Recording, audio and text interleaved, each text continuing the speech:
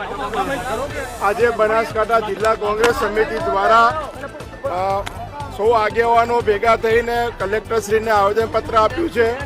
લગભગ 60,000 જેટલા ભાજપના કાર્યકર્તાઓ ડમી કાર્યકર્તાઓના નામે બાધા અપાયા એના વિરોધમાં રજૂઆત કરી છે.